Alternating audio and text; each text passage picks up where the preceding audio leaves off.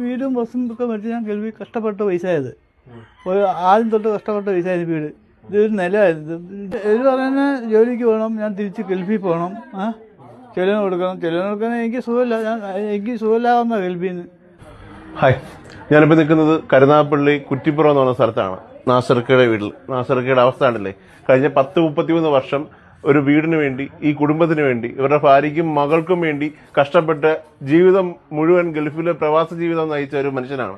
അദ്ദേഹത്തിന്റെ ഒരു ആയുസ് കാലം മുഴുവൻ ജോലി ചെയ്ത് സുഖമില്ലാതായി കഴിഞ്ഞപ്പോൾ അദ്ദേഹത്തിന്റെ കമ്പനി അദ്ദേഹത്തിനെ നാട്ടിലേക്ക് പറഞ്ഞയച്ചു. കൊടുക്കേണ്ട അവകാശങ്ങളും മറ്റുള്ള കാര്യങ്ങളും എല്ലാം കൊടുത്തിട്ടാണ് അയച്ചത്. ഇപ്പോഴത്തെ അവസ്ഥ എന്ന് വെച്ചാൽ, ഒരു പ്രവാസി ആയതുകൊണ്ട് ഇത്ര കാലം അദ്ദേഹത്തിനെ കറന്ന് ജീവിച്ച അദ്ദേഹത്തിന്റെ ഭാര്യ, ആ ഭാര്യ എന്ന് പറയുന്ന സ്ത്രീ, ഒരു സ്ത്രീ എന്ന് പോലും അവരെ വിളിക്കാൻ കൊള്ളില്ല.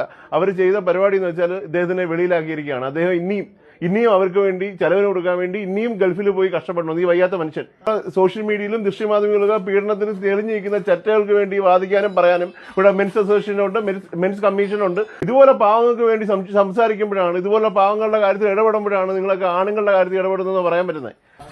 ഞാൻ പ്രവാസിയാന്ന് എന്നെ വെളിയിലാക്കിയിട്ടേക്കുക. അവിടെ കണ്ടില്ല, അപ്പുറപ്പം പൂട്ടി താക്കോലാട്ടം പോയിരിക്കുക. പല വട്ടം എന്നെ വെളിയിൽ ചാടിച്ച് ഇവിടെ കെടുത്തേക്ക് തീറ്റയും കൂടിയൊക്കെ ഇന്നലെ പൂട്ടിയിട്ട് പോയത്. ഇതുവരെ വന്നിട്ടില്ല. ഇവിടെ ഒന്ന് പട്ടിയും പൂച്ചയും കയറി ശല്യം ചെയ്തുകൊണ്ടിരിക്കുക. പേടിച്ചാണ് ഇവിടെ കിടക്കുന്നത്. ലൈറ്റൊന്നും ഇല്ല, ലൈറ്റെല്ലാം ക്ലോസ് ആക്കിയിട്ടിട്ട് പോയേക്കുക. ആഹാരമൊക്കെ വേപ്പം കടയിൽ വേപ്പം നാട്ടുകാർ വരും, അങ്ങനെ വിളിച്ച് തരുക. അല്ല, ആഹാരമൊന്നുമില്ല. ആഹാരമൊന്നും കഴിക്കാൻ തരത്തില്ല. അതുകൊണ്ട് ഞാൻ 33 വർഷമായി ഗൾഫിൽ പോയിട്ട്. 33 വർഷം ഗൾഫിൽ പോയി. ഇവിടെ കല്യാണം കഴിച്ച് 30 വർഷമായി. 30 വർഷം കൊണ്ട് ഒരു രൂപ അടക്കാതെ മാസം പൈസ അയച്ചു കൊടുക്കുക അക്കൗണ്ടിൽ. ബാങ്കാണ് പൈസ അയച്ചുകൊണ്ടിരിക്കുന്നത്. ഞാൻ ചില ആൾക്കാർ ഈ പൈസ എല്ലാം കൂടെ ഇങ്ങോട്ട് അയച്ചു കൊടുക്കുന്നത് ഒരു അക്കൗണ്ടിലോട്ട്. അക്കൗണ്ട് നമ്മളെ കൊണ്ട് ആരെങ്കിലും മിത്രങ്ങൾക്ക് 5 പൈസ കൊടുക്കാൻ ശ്രമിക്കുക. എല്ലാ പൈസ അവിടെ അക്കൗണ്ടിൽ വരുന്നത്. 30 കൊല്ലം കൊണ്ടും അവിടെ അക്കൗണ്ടിലെ പൈസ വരിക. ബാങ്ക് അയക്കുക. അവിടുത്തെ ബാങ്കും ഇവിടുത്തെ ബാങ്കായിട്ട് അറിഞ്ഞാണ് പൈസ തരുന്നത്. ഇപ്പോൾ പറഞ്ഞ് ഞാനൊന്നും കൊടുത്തിട്ടില്ല, ഒന്നും ചെയ്തിട്ടില്ല, മോളെ കെട്ടിച്ചത് അവളാണെന്നും എന്നൊക്കെയാണ്, സ്വർണം കൊടുത്തത് അവളാണെന്നൊക്കെയാണ് പറയുന്നത്. നാട്ടിലെല്ലാം കൂടെ ആണ്, അവിടെ ആങ്ങന്മാരെല്ലാം കൂടെ ആണ് മോളെ കെട്ടിച്ചതെന്നാണ് പറയുന്നത്. വീടും ബസ്സും ഒക്കെ മേടിച്ച് ഞാൻ ഗൾഫിൽ കഷ്ടപ്പെട്ട പൈസയായത്. ആദ്യം തൊട്ട് കഷ്ടപ്പെട്ട പൈസയായത് വീട്. ഇതൊരു നിലമായിരുന്നു. നിലം മേടിച്ച് അത് നികത്തി ട്രേഡ് ആക്കിയതാണ്. ട്രേഡ് ആക്കിയതിന് ശേഷമാണ് വീട് വെച്ചത്. ഇതെല്ലാം എൻ്റെ പേരില്ല, അവിടെ പേർക്കൊന്നുമില്ല. മക്കളെന്ന് പറഞ്ഞ ഒരു മോളുണ്ട്. മോള് ഗൾഫിൽ പോയി. കല്യാണം കഴിഞ്ഞിട്ട് 7 മാസമായി. ഇപ്പം പറയുന്ന ജോലിക്ക് പോകണം, ഞാൻ തിരിച്ച് ഗൾഫിൽ പോകണം, ചെലവിന് കൊടുക്കണം. ചെലവിന് കൊടുക്കാൻ എനിക്ക് സുഖമില്ലാവുന്ന ഗൾഫിൽ നിന്ന്. ഹാർട്ടിൻ്റെ പ്രശ്നമായിട്ട്, ഹാർട്ട് 2 ഓപ്പറേഷൻ കഴിഞ്ഞിട്ടിരിക്കുകയാണ്. ഇനി ഒരു ഓപ്പറേഷനുണ്ട്. ഈ അസുഖമായിട്ട് വീണ്ടും ഗൾഫിൽ പോകാനാണ് പറയുന്നത്. ഗൾഫിൽ പോയി പൈസ ഉണ്ടാക്കി അവർക്ക് ചെലവ് കൊടുക്കാനാണ് പറഞ്ഞത്.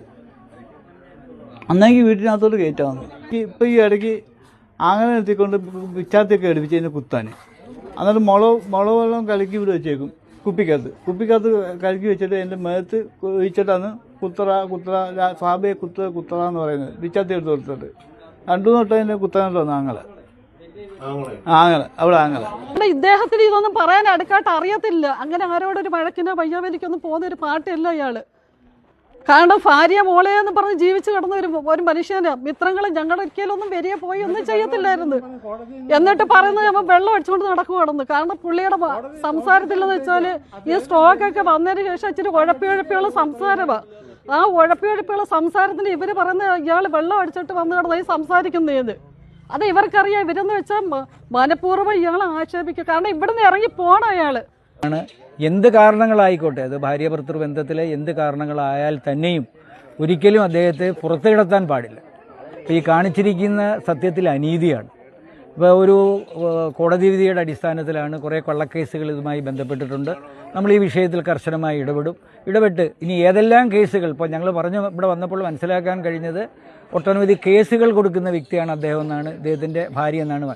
ഞങ്ങളെ സംബന്ധിച്ച് ഈ കേസുകളൊന്നും ഒരു പ്രശ്നമല്ല. നിരവധി കേസുകൾ നിലവിലുണ്ട്. അച്ഛനെയും അമ്മയും നോക്കാത്ത മക്കളെ കോടതിയിൽ ഹാജരാക്കി കേസുകളൊക്കെ നടത്തുന്ന ആളുകളാണ് ഞങ്ങൾക്ക് വേണ്ടുന്നത് ഒരു പ്രവാസിയായ ഈ മനുഷ്യന് ശിഷ്ടജീവിതം. ഇദ്ദേഹത്തിന് 3 സ്ട്രോക്ക് വന്നു, 3 ആൻജിയോഗ്രാം കഴിഞ്ഞു. ഇപ്പോഴും അദ്ദേഹത്തിന് ഇനി ഒരടവ് കൂടിയുണ്ട്. അദ്ദേഹത്തിന് ഒരു ഭക്ഷണം കൊടുക്കാൻ മറ്റു പലയിടത്തു നിന്നും വാങ്ങിക്കഴിക്കുന്ന അവസ്ഥ. 30-31 വർഷക്കാലം ജീവിതം ഒഴിഞ്ഞു വെച്ചിട്ട് എന്ത് പ്രശ്നങ്ങളുണ്ടെങ്കിലും മനുഷ്യനെന്ന നിലയിൽ മറ്റെല്ലാം മാറ്റിവെച്ചുകൊണ്ട് അദ്ദേഹത്തിന് ജീവിക്കാൻ വേണ്ടുന്ന ഒരു സംവിധാനം കൂടി ഒരുക്കുക എന്നുള്ളതാണ് ഞങ്ങളെപ്പോലെയുള്ള ജീവകാരുണ്യ പ്രവർത്തകർ ആവശ്യം. ആ അച്ഛന് വേണ്ടി കൂടിയ നാട്ടുകാരാണ് അതൊക്കെ. വീട് തല്ലിപ്പൊളിച്ചതിനകത്ത് കയറാൻ കഴിവില്ലാഞ്ഞിട്ടല്ല, അതുകൊണ്ട് ഈ നാട്ടുകാരെല്ലാം അതിനു വേണ്ടി തയ്യാറായിരിക്കുകയാണ്. നമ്മുടെ ബഹുമാനപ്പെട്ട കോടതിയുടെ ഓർഡർ ഉണ്ടായിപ്പോയി ആ സ്ത്രീക്ക്. അവർ കോടതിയെ തെറ്റിദ്ധരിപ്പിച്ചുണ്ടാക്കിയ ഓർഡർ എത്രയും പെട്ടെന്ന് ലീഗലായിട്ട് തന്നെ മൂവ് ചെയ്ത് ഇത് തുറന്നിട്ട് അദ്ദേഹത്തിനെ തിരിച്ച് കയറ്റാൻ വേണ്ടി എല്ലാവരും സപ്പോർട്ട് ചെയ്യുക, മാക്സിമം ഷെയർ ചെയ്യുക.